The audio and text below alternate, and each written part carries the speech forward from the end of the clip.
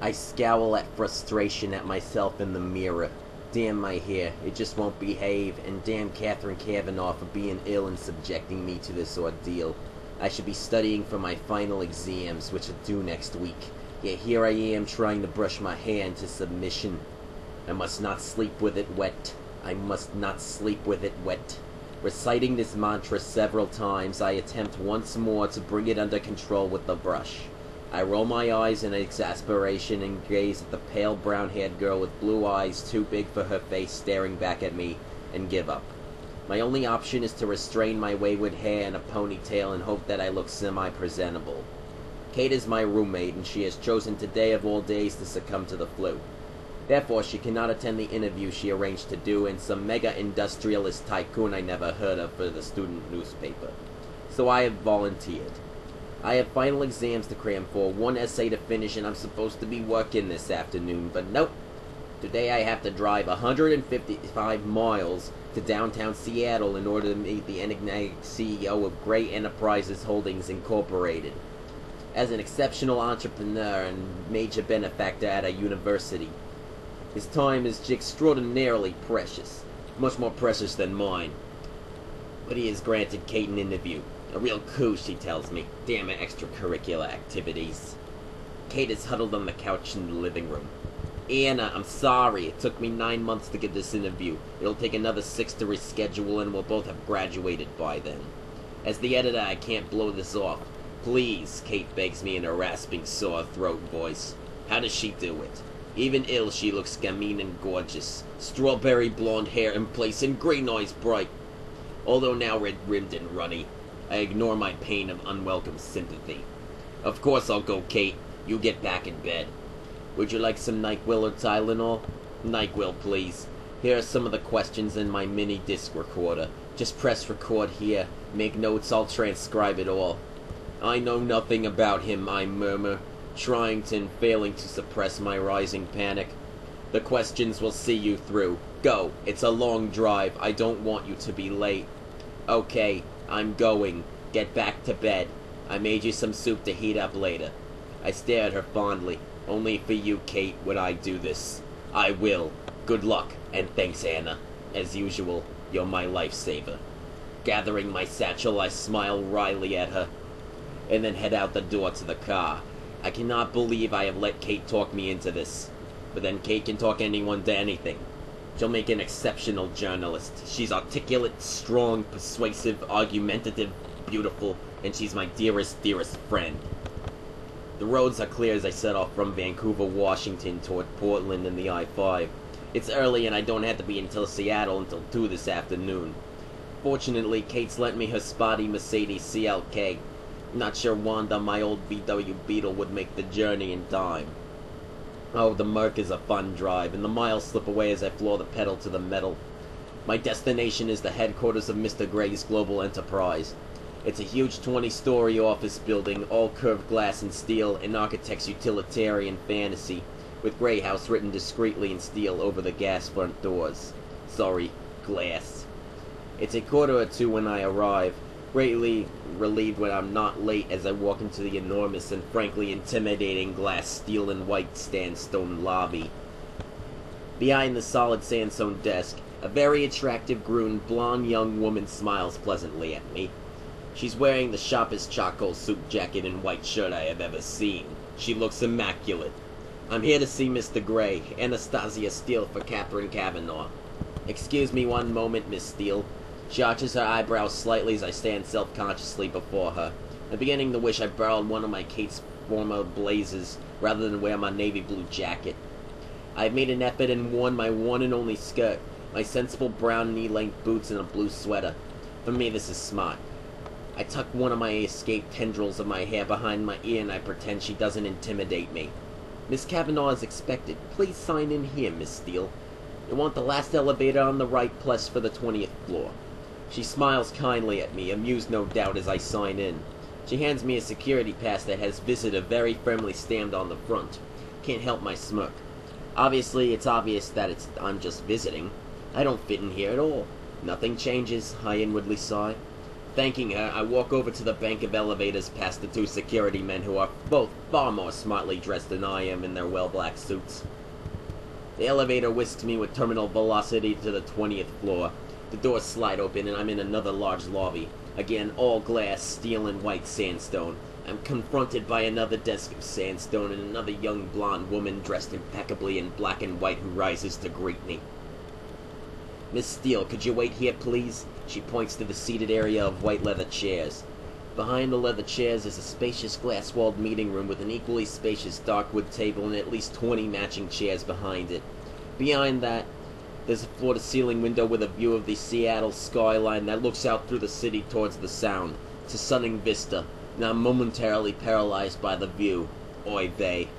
I sit down, fish the questions from my satchel, and go through them, inwardly cursing Kate for not providing me with a brief biography.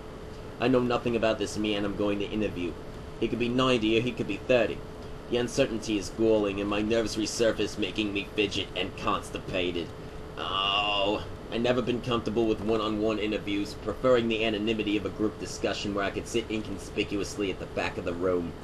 To be honest, I prefer my own company. Reading a classic British novel, curled up in a chair in a campus library, not sitting trickling nervously in a colossal glass and stone edifice. I roll my eyes at myself. Get a grip, Steele. Judging from the building, which is too clinical and modern, I guess Gray's in his 40s, fit, tanned, and fair-haired to match the rest of the personnel. Another elegant, flawlessly dressed blonde goes out the large door to the right. What is it with all these immaculate blondes? It's like Stepford here. Taking a deep breath, I stand up. "Miss Steele?" the latest blonde asks. "Yes," I croak and clear my throat. "Yes." That sounded more confident. "Mr. Gray will see you in a moment. May I take your jacket?" "Oh, please," I struggle out of the jacket. "Have you been offered any refreshment?" No." "Oh dear, is blonde number 1 in trouble?" Blonde number 2 frowns and eyes the young woman at the desk. "Would you like tea, coffee, water?" she asks, turning attention back to me. "A glass of water, thank you," I murmur. "Olivia, please fetch Miss Steele a glass of water." Her voice is stern. Olivia scoots up immediately and scurries to a door on the other side of the foyer. "My apologies, Miss Steele. Olivia's our new intern. Please be seated.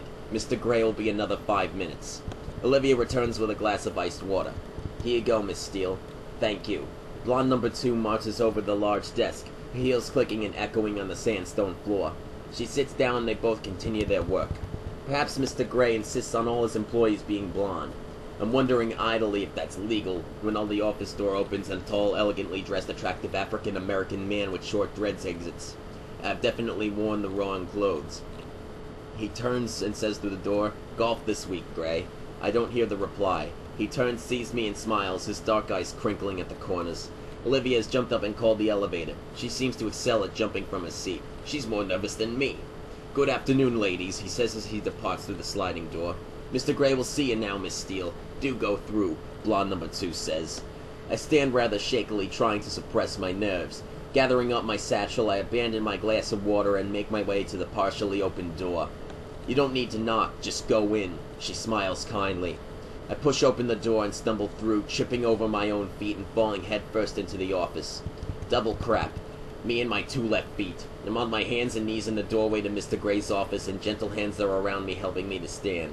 I'm so embarrassed. Damn my clumsiness. I have to steel myself to glance up. Oi, holy cow, he is so young. "Miss Kavanaugh." He extends a long-fingered hand to me once I'm upright.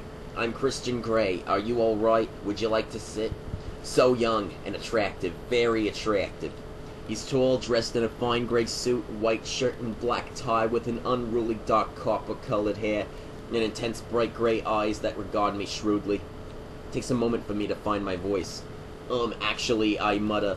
If this guy is over 30, then I'm a monkey's uncle. In a daze, I place my hand in his and we shake. As our fingers touch, I feel an odd, exhilarating shiver run through me. I withdraw my hand hastily, embarrassed. It must be static. I blink rapidly, my eyelids matching my heart rate. Miss Kavanaugh is indisposed, so she sent me. I hope you don't mind, Mr. Gray. And you are? His voice is warm, possibly amused, but it's difficult to tell from his impassive expression. He looks mildly interested, but above all, polite. Anastasia Steele. I'm studying English literature with Catherine, Miss Kavanaugh at Washington State. I see, he replies simply. I think I see the ghost of a smile in his expression, but I'm not sure. Would you like to sit? He waves me towards a white leather buttoned L-shaped couch. His office is way too big for just one man. In front of the floor-to-ceiling windows, there's a huge modern dark wood desk that 6 people would comfortably eat around. It matches the coffee table by the couch. Everything else is white, ceiling, floors, and walls, except on one wall by the door where a mosaic of small paintings hang, 36 of them arranged in a square. They are exquisite, a series of mundane, forgotten objects painted in such precise detail they look like photographs. Displayed together, they are breathtaking. A local artist, Truton, says Gray when he catches my gaze. They're lovely, raising the ordinary to the extraordinary, I murmur, distracted both by him and the paintings. He cocks his head to one side and regards me intently. I couldn't agree more, Miss Steele, he replies, his voice softened for some inexplicable reason. I find myself blushing. Apart from the paintings, the rest of the office is cold, clean, and clinical. I wonder if it reflects the personality of the Adonis who sinks gracefully into one of the white leather chairs opposite me. I shake my head, disturbed at the direction of my thoughts, and retrieve Kate's questions from my satchel. Next, I set up the mini-disc recorder, and I'm all fingers and thumbs, dropping it twice on the coffee table in front of me. Mr. Gray says nothing, waiting patiently, I hope, adieu, as I can become increasingly embarrassed and flustered. When I pluck up the courage to look at him, he's watching me, one hand relaxed in his lap and the other cupping his chin and trailing his long index finger across his lips.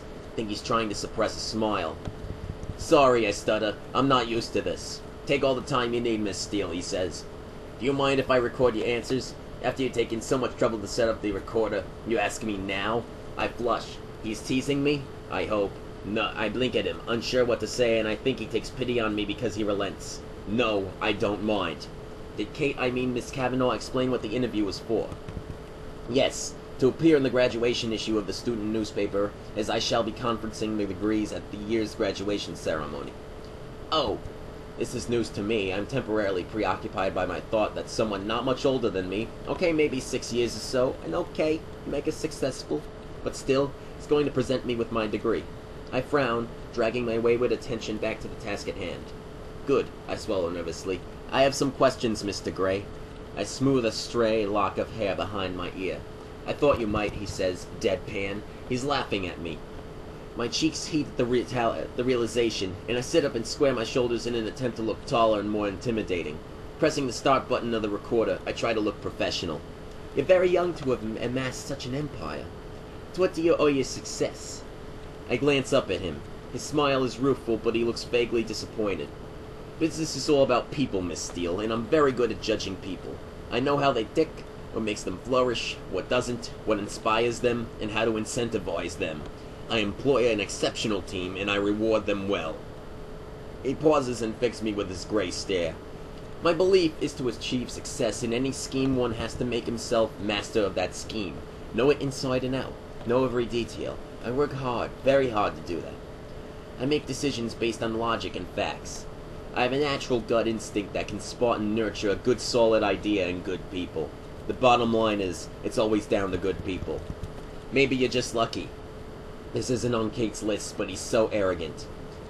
His eyes flare momentarily in surprise. I don't subscribe to luck or chance, Miss Steele. The harder I work, the more luck I seem to have. Really is all about having the right people on your team and directing their energies accordingly. I think it was Harvey Firestone who said the growth and development of the people is the highest calling in the leadership. You sound like a control freak. The words out of my mouth before I can stop them. Oh, I exercise control in all things, Miss Steele, he says without a trace of humor in his smile. I look at him and he holds my gaze steadily, impassive. My heartbeat quickens and my face flushes again. Why does he have such an unnerving effect on me? His overwhelming good looks, maybe? The way his eyes blaze at me? The way he strokes his index finger against his lower lip? I wish he stopped doing that. Besides, immense power is acquired by assuring yourself in the secret reveries that you were born to control things. He continues, his voice soft. Do you feel that you have immense power? Control freak. I employ over 40,000 people, Miss Steele. It gives me a certain sense of responsibility. Power, if you will. If I were to decide that I was no longer interested in the telecommunications business and sell up, 20,000 people would struggle to make their mortgage payments after a month or so. My mouth drops open. I am staggered by his lack of humility. Don't you have a board to answer to? I ask, disgusted. I own my company. I don't have to answer to a board. He raises an eyebrow at me. I flush. Of course, I would know this if I'd done some research. But holy crap, he's so arrogant. I change tack. And do you have any interests outside your work? I have varied interests, Miss Steele. A ghost of a smile touches his lips. Very varied. And for some reason, I'm confounded and heated by his steady gaze. His eyes are alight with some wicked thought. But if you work so hard, what do you do to chill out? Chill out? He smiles, revealing perfect white teeth.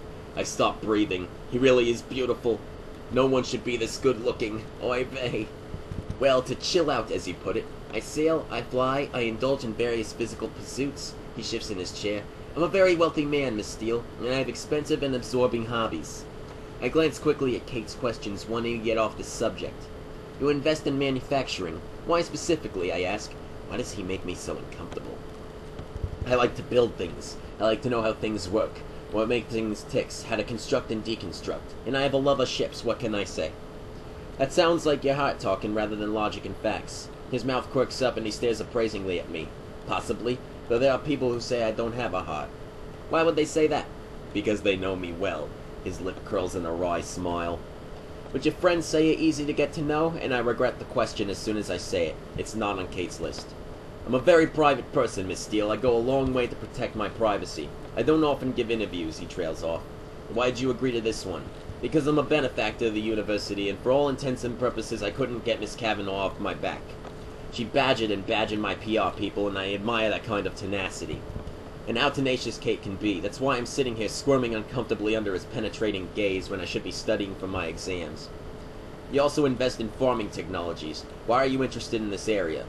We can't eat money, Miss Steele, and there are too many people on this planet who don't have enough to eat. That sounds very philanthropic. Is this something you feel passionately about, feeding the world's poor? He struggles, very non-committal. It's a shrewd business, he murmurs. Though I think he's being disingenuous. Doesn't make sense. Feeding the world's poor? Can't see the financial benefits of this, only the virtue of the ideal. I glance at the next question, confused by his attitude. Do you have a philosophy? If so, what is it? I don't have a philosophy as such. Maybe a guiding principle. Carnegie's. A man who acquires the ability to take full possession of his own mind may take possession of anything else to which he is justly entitled. I'm very singular, driven. I like control, of myself and those around me. So you want to possess things? You are a control freak. I want to deserve to possess them, but yes, bottom line, I do. You sound like the ultimate consumer. I am, he smiles, but the smile doesn't touch his eyes. Again, this is at odds with someone who wants to feed the world, so I can't help thinking that we're talking about something else. But I'm absolutely mystified as to what it is. I swallow hard. The temperature in this room is rising, or maybe it's just me. I just want this interview to be over. Surely Kate has enough material now? I glance at the next question. You were adopted. How far do you think that shaped the way you are?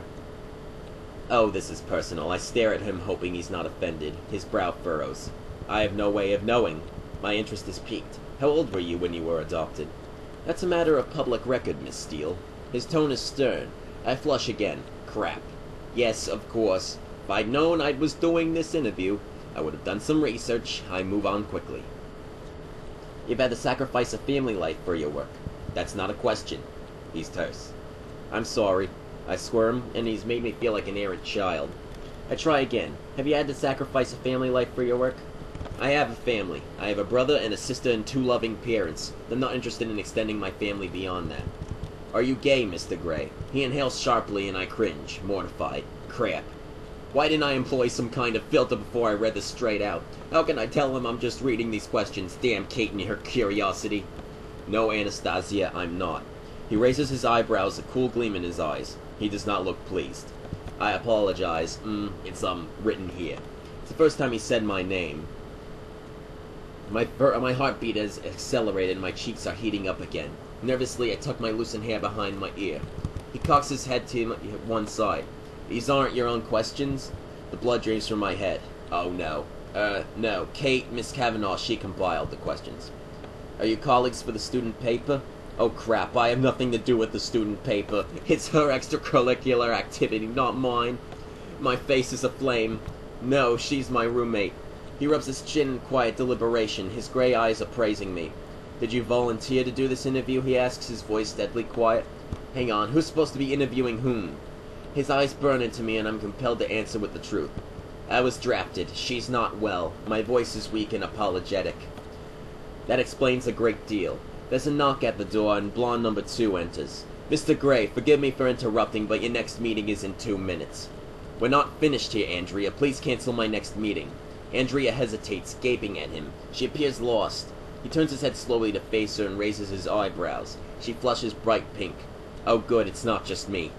Very well, Mr. Gray, she mutters, then exits. He frowns and turns his attention back to me. Where were we, Miss Steele? Oh, we're back to Miss Steele now. Please don't let me keep you from anything. I want to know about you. I think that's only fair. His gray eyes are alight with curiosity. Double crap. Where's he going with this? He places his elbows on the arms of the chair and steeples his fingers in front of his mouth. His mouth is very distracting. I swallow. There's not much to know, I say, flushing again. What are your plans after you graduate? I shrug, thrown by his interest. Come to Seattle with Kate, find a place, find a job. I haven't really thought beyond my finals. Haven't made any plans, Mr. Gray. I just need to get through my final exams, which I should be studying for right now rather than sitting in your palatial, swanky, sterile office, feeling uncomfortable under your penetrating gaze. We run an excellent internship program here, he says quietly. I raise my eyebrows in surprise. Is he offering me a job? Oh, I'll bear that in mind, I murmur, completely confounded, though I'm not sure I'd fit in here. Oh no, I'm musing out loud again. Why do you say that? He cocks his head to one side, intrigued, a hint of a smile playing on his lips. It's obvious, isn't it? I'm uncoordinated, scruffy, and I'm not blonde. Not to me, he murmurs. His gaze is intense, all humor gone, and his strange muscles deep in my belly clench suddenly. I tear my eyes away from his scrutiny and stare blindly down at my knotted fingers. What's going on? I have to go. Now. I lean forward to retrieve the recorder. Would you like me to show you around? He asks. I'm sure you're far too busy, Mr. Gray, and I do have a long drive. You driving back to WSU in Vancouver? He sounds surprised, anxious even. He glances out the window. It's begun to rain. Well, you better drive carefully. His tone is stern, authoritative. Why should he care? Did you get everything you need, he asks. He adds. Yes, sir, I reply, packing the recorder into my satchel. His eyes narrow speculatively. Thank you for the interview, Mr. Gray. The pleasure's been all mine, he says, polite as ever. As I rise, he stands and holds out his hand. Until we meet again, Miss Steele. It sounds like a challenge. Or a threat. I'm not sure which. I frown. Will we ever meet again? I shake his hand once more, astounded that the odd current between us is still there. It must be my nerves. Mr. Gray, I nod at him. Moving with his lithe, athletic grace to the door, he opens it wide. Just ensuring that you make it through the door, Miss Steele. Gives me a small smile. Obviously he's referring to my earlier less than elegant entry into his office. I blush. It's very considerate, Mr. Gray, I snap, and his smile widens. Glad you find me entertaining, I glower inwardly, walking into the foyer. I'm surprised when he follows me out. Andrea and Olivia both look up equally surprised. Did you have a coat? Gray asks. Yes. Olivia leaps up and retrieves my jacket, which Gray takes from her before she can hand it to me. He holds it up, and feeling ridiculously self-conscious, I shrug it on. Gray places his hands for a moment on my shoulders. I gasp at the contact. If he notices my reaction, he gives nothing away. His long index finger presses the button summoning the elevator, and we stand waiting, awkwardly on my part, coolly self-possessed on his. The doors open, and I hurry in, desperate to escape. I really need to get out of here. When I turn to look at him, he's leaning against the doorway beside the elevator with one hand on the wall. He really is very, very good-looking. It's distracting. His burning gray eyes gaze at me. Anastasia, he says in a farewell. Christian, I reply. And mercifully, the doors close.